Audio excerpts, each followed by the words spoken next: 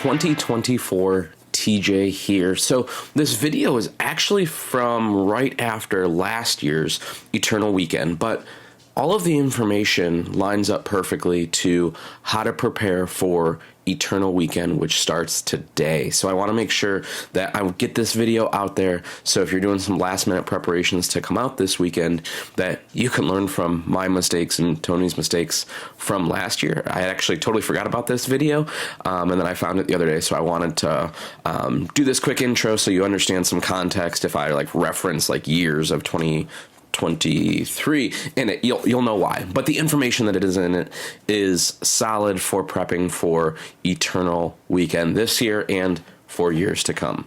Hope you like it. What is going on, everybody? My name is TJ Houston, and welcome to the Ohio Eternal MTG channel.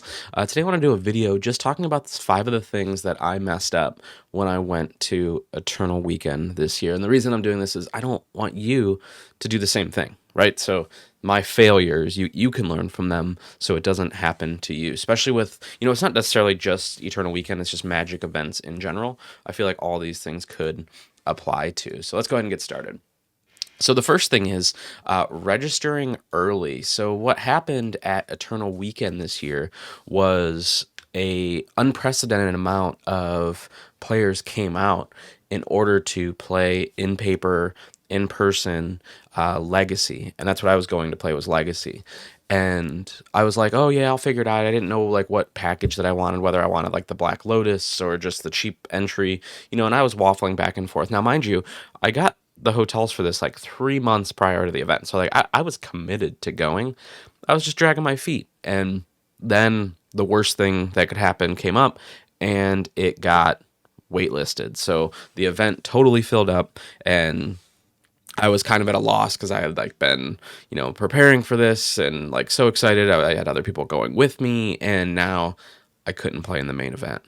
So I rushed through and threw together a vintage deck, a meme vintage burn deck, just so I had something to play.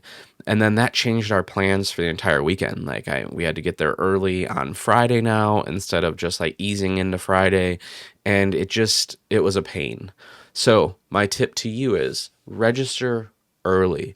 Make sure that you are, if you're committed to playing, just go and get that, even just the entry into that, and then figure out your entrance later. Okay, for the events that you 100% want to play in, make sure that you get registered for those.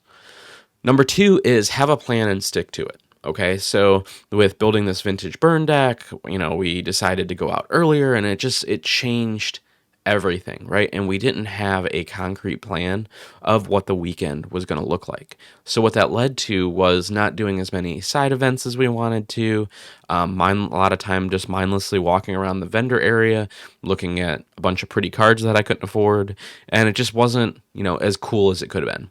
Now, if I would have had a plan, with times and the side events that I would have done, then I could have played in those side events, maybe got some tickets, maybe got some cool swag, but we didn't have that plan of what we want to do. We had all these ideas of, oh, hey, let's stream this, or let's go back to the hotel and practice and do that.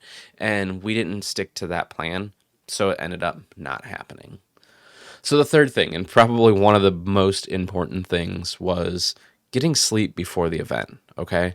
So as we were going through and talking about it, I didn't even think to ask, but Tony, who is, the co-creator on this channel, he ended up having to work for I think it was 48 hours prior, and basically got 45 minutes of sleep before we left for Pittsburgh. Now, mind you, a month or 2 ago, he had top 8'd in Legacy with lands.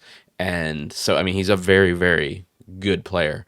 And because of not getting any sleep, he just didn't do as good as he could have because, he wasn't in the right state of mind. He was obviously tired that day, and even the first day that we got there, he went back and took a nap because the body needs sleep, right? It needs to rest and relax and kind of recharge.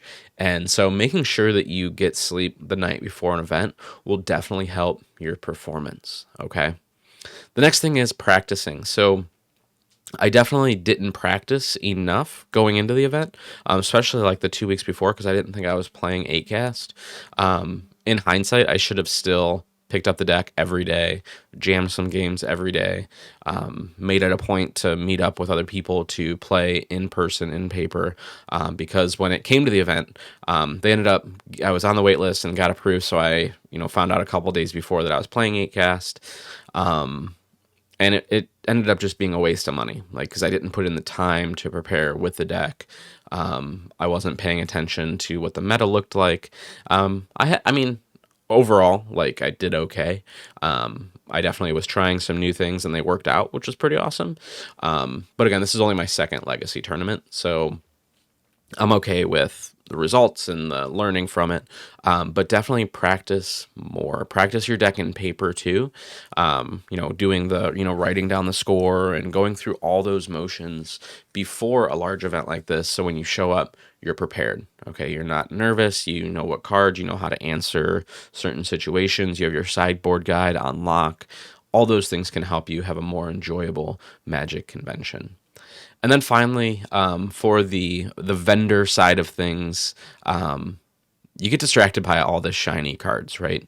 There are tons of different versions of cards, and especially with something like EW, cards that you've never seen or touched before, like as many Black Lotuses as you want, you can find there.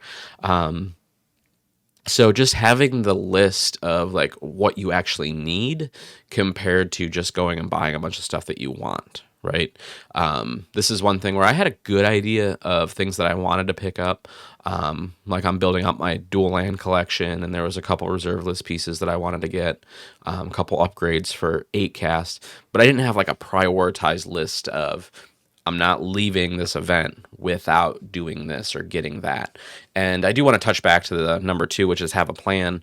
Look at like the artists and stuff that are going to be there and have a plan for what your most important like wants and needs are. Because I wanted to get some altars done by RK Post.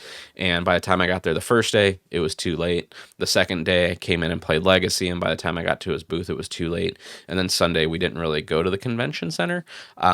So like I lost out. So having that plan and sticking to it, along with having a list of needs and wants for the vendor area, can help you have a more successful Magic event. So again, just a quick couple minutes just talking about my Eternal Weekend experience and the things that I learned.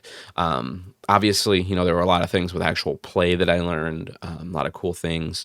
But overall, I think you need to take a step back and make sure that you're putting time into planning a trip, because you have the money that it costs to travel there, whether that's gas or airfare, the hotel, your actual entrance fees. So it ends up being a lot of money, and you don't want to just waste that money. You want to make sure that you are prepared for that event. So next event is MagicCon Chicago, and here's kind of a look at what the planning document looks like. Okay, so I'm not going to let these things happen again, right? So, and if you want a copy of this planning guide, feel free to reach out. I will shoot it over to you. But hopefully this helps you when you are thinking about planning for your next Magic event. If you have any questions or need anything, please let me know at tj@tjhouston.com. Thanks.